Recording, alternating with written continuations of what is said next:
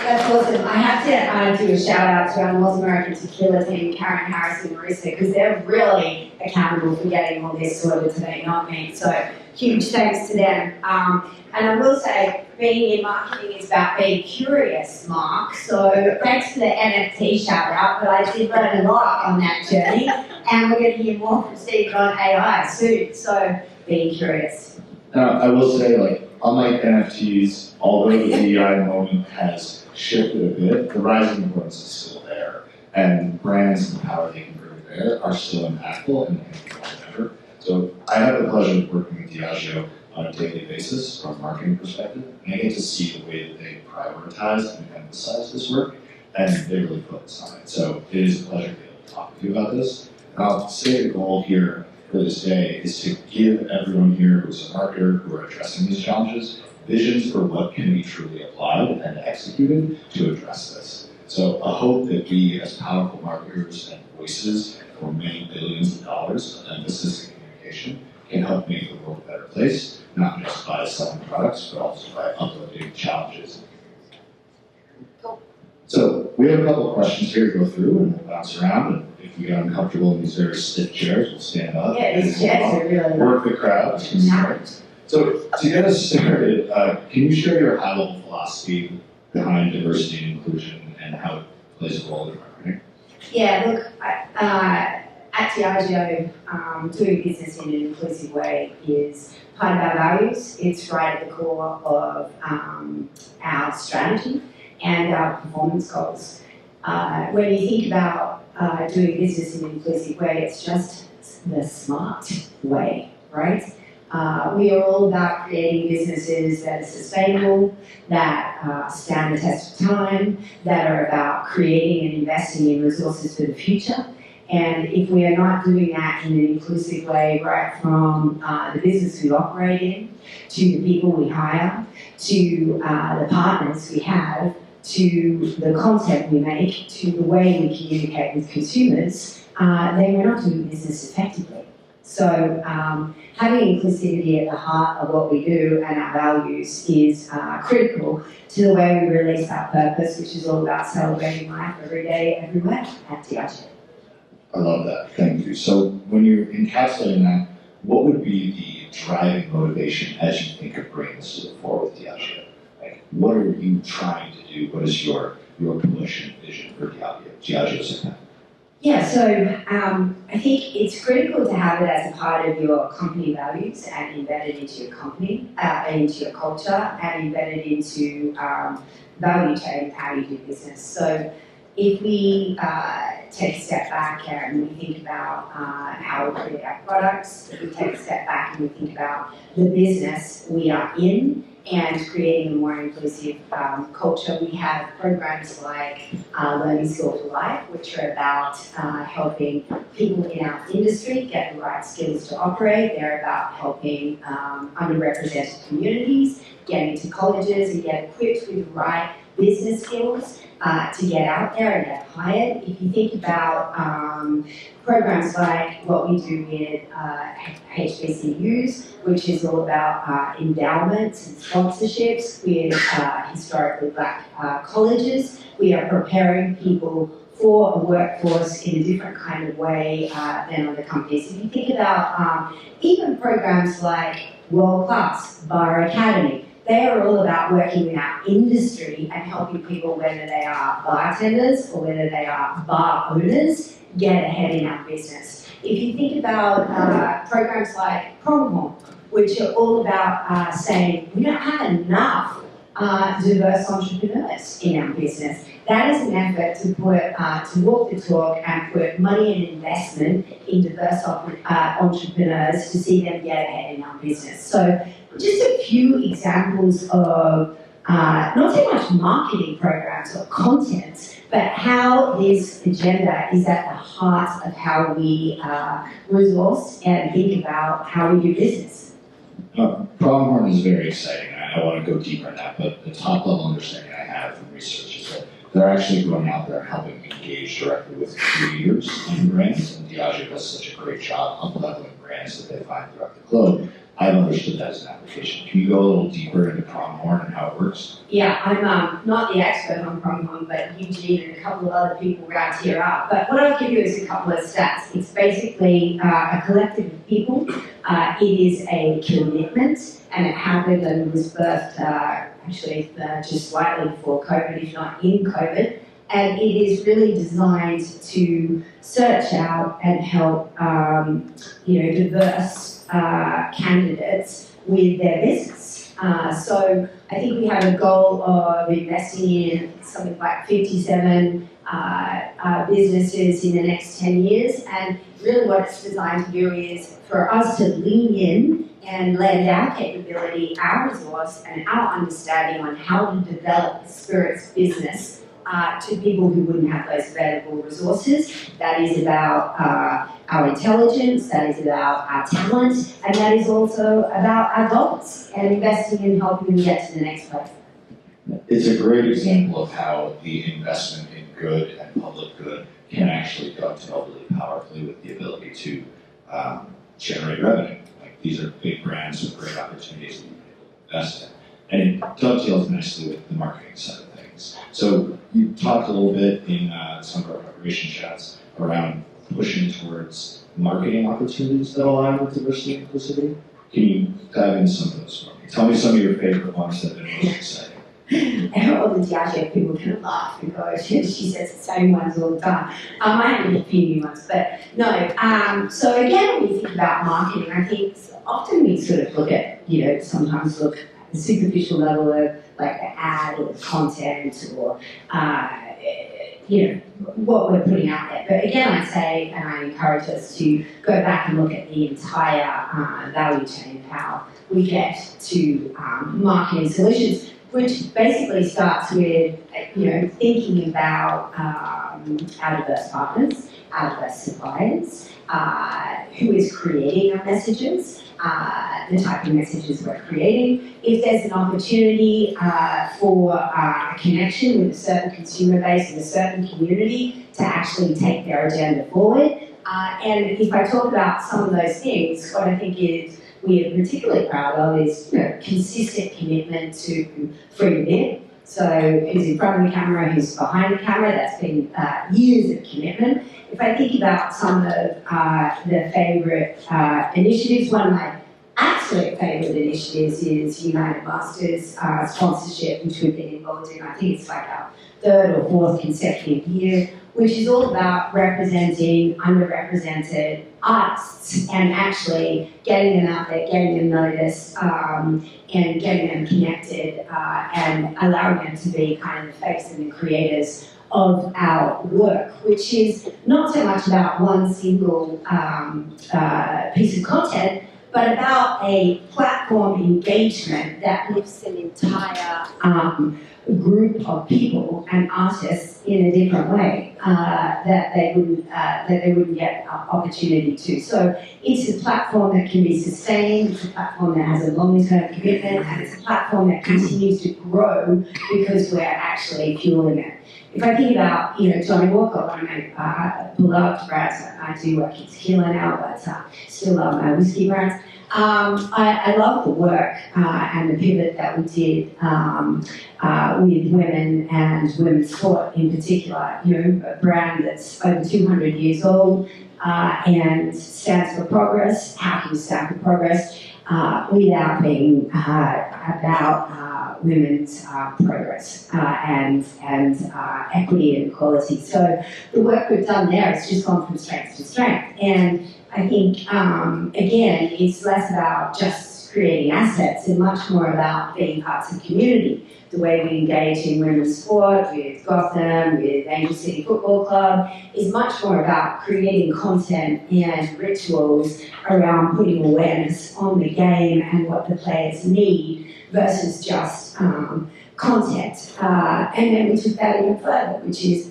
working with people like Hannah Woodage to create watch women's sports programs in key parts of the year. So, long-term platforms and commitments that are actually a part of the community and are contributing to it in a way that adds value and helps the game and the players along the way.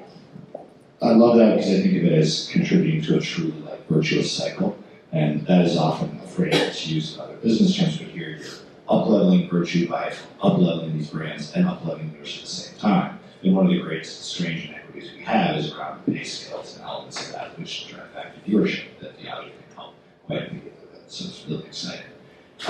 As you're navigating this, there's a lot of will towards these things in the industry, but we haven't seen the shift functionally towards it with a lot of brands that Diageo has. It's one of the reasons it's such an impressive place of leadership for the company.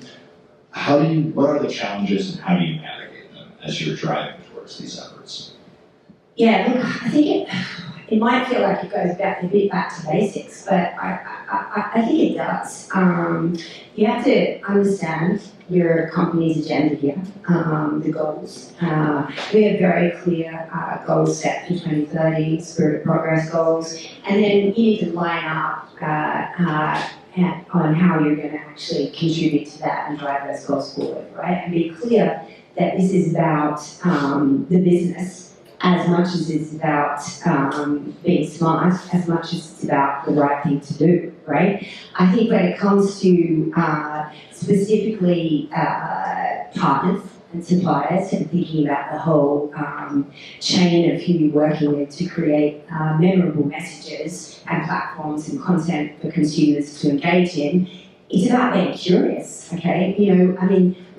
Let's be serious about this. One perspective will never get you to the best solution. So having multiple perspectives from different points of view is just good business. So make sure that you're being curious and you're looking for different and more diverse partners to work with. I think really importantly, what we think about is, just being good marketers, right? What does the brand stand for? Who is the brand targeting? Who are they trying to connect with?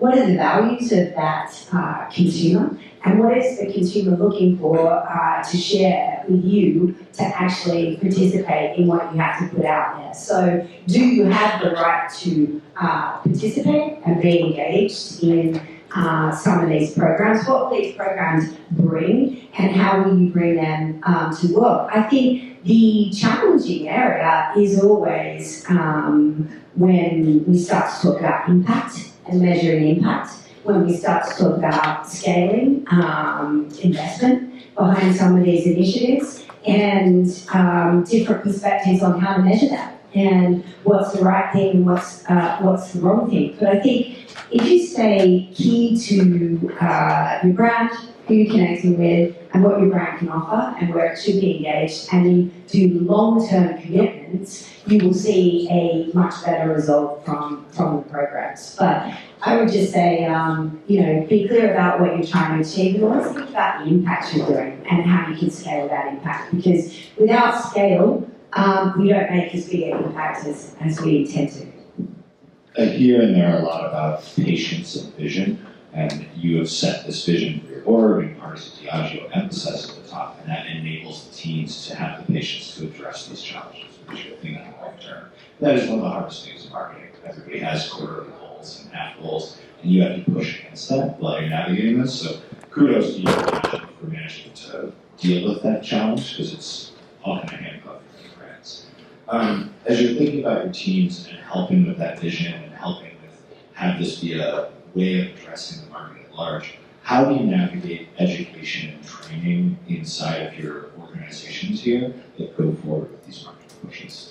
Yeah, so we have, that's much bigger than me, and all of this is much bigger than me. That's the heart of how we operate as an organisation. And we have fantastic training modules, we have fantastic partners, we're engaged in a lot of key organisations who help bring the outside in and make sure that we are operating in a way that is inclusive and engaged in partners who are offering us better ways to measure and operate, and it's an ongoing effort. I think it's about internal training, but it's also about being externally curious. I love the curious line in that. And as we've gone through a number of these pieces and topics, and I'd like to ask for questions after this, but things that you're thinking of, like words of advice or recommendations that come from this. I heard a summary of a number of them, the bits and pieces that you would have for individuals here who are starting this journey or in the middle of it or hit a roadblock. Yeah, so I think about the total business value chain, right? Not just how you're creating one piece of content. I think that's often where people get it wrong, actually. I'd say think about the consumer and the communities that you're operating in and how you can have a positive impact on those communities and what that looks like. When you do get that right, realize that this is not in and out. This isn't a tactic. This is a long-term, year-on-year commitment. We don't make a difference if it's just in and out, right? It has to be a long-term commitment. And often, you know what, as marketers come into different jobs and they move around in their organization now, what are we doing here? Why is this here? You know, like, think about this kind of activity as a year-on-year investment to actually improve impact. I think that's really, really critical. And then I think, you know, try and, as some of these things become passion points for people or, in the way they want to operate, try and always bring it back to business. Because when you take all of that out of it, actually having an inclusive business is just a better business for the future. So when you're thinking about creating these platforms or working with these people or a particular type of program you want to get out there, what's the business logic behind it? You know, who are you recruiting? Why are you connecting with this community? What benefit are you bringing? And therefore, why is this just good business for the future? Love that. So, wanted to open the floor for questions. Unless you have any other pieces you want to add. I could just jump the mic out there and see what happens. Any questions at this point? Thoughts, comments? No?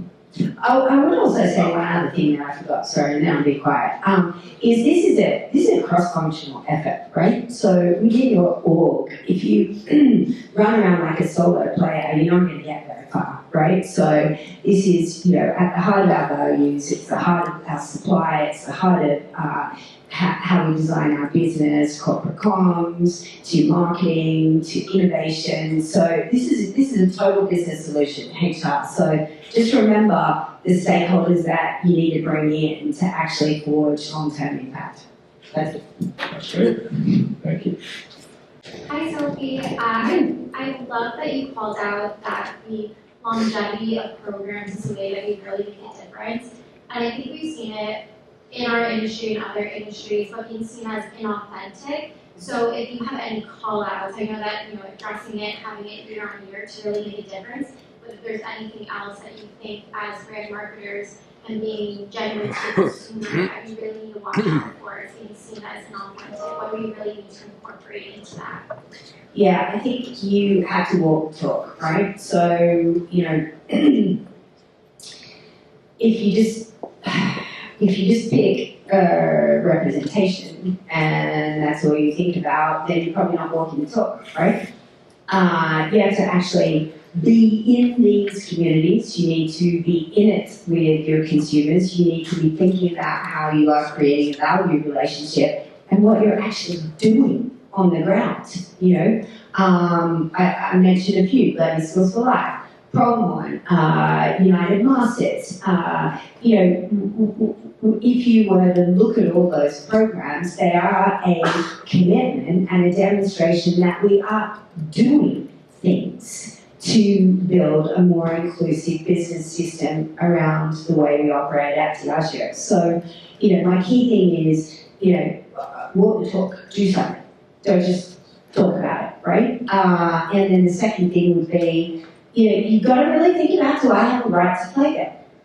You know, what gives me the right to play here? Why is this true to my brand? Why is this true to the message that my brand stands for people? Why is it true to the occasion I turn up with or the consumer that I'm interacting with, right? Why do I have a right to do that?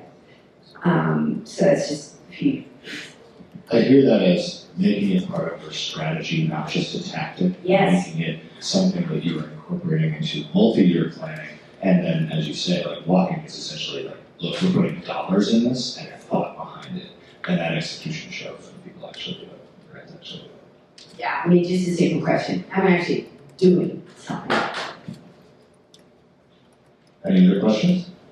I'm going to throw you for a little bit. No throwing. No thanks. NFTs. I'm not up for being thrown this one. Not necessarily related to inclusivity. I'd like to hear a little bit more about what you're doing in sports and particularly your relationship with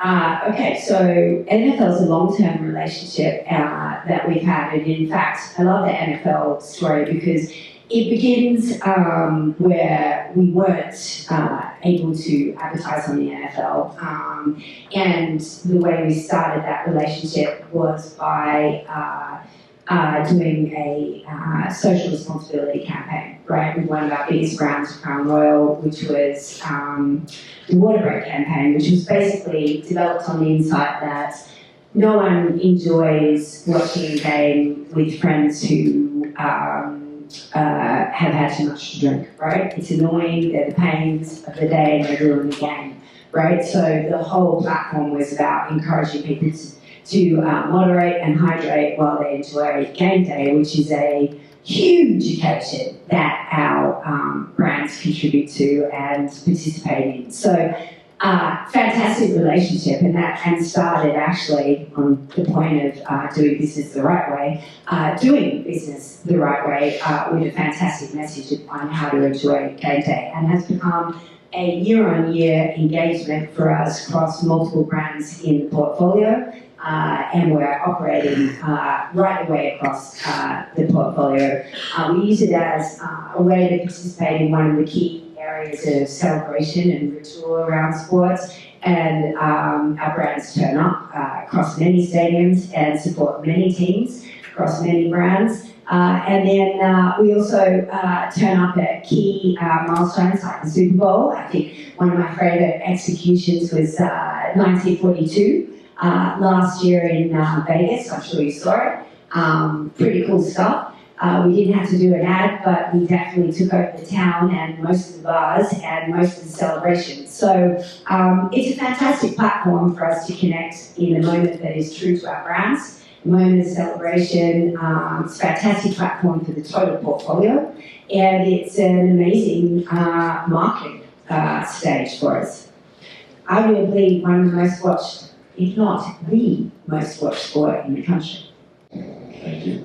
I hear that in the NFL piece you have breadth and depth because the medium itself, including reaching, has diverse representation because naturally innate it's reaching a large audience. So that's an interesting angle because what we talked about earlier was about investment in specific mediums where you dive into individuals, but the NFL and sponsorship and the messaging that's out there gets you across everybody at the same time. So in some ways it's big arms around everyone in terms of message. It's very powerful. Yeah, and I think you will see us participate across sport because it's a natural occasion where our brands turn up in a really great way to celebrate fans and celebrate the moments. So, women's sport is a big agenda for us. The NBA is a big agenda for us. Women's NBA is a big agenda for us. We're getting into pickleball, watch out.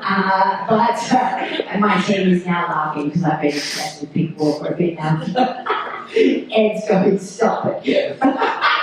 No, so yeah, sport's a fantastic place for us to really live our values and get our brands out there. Lovely. Any further questions? All good? Thanks guys, have an awesome day.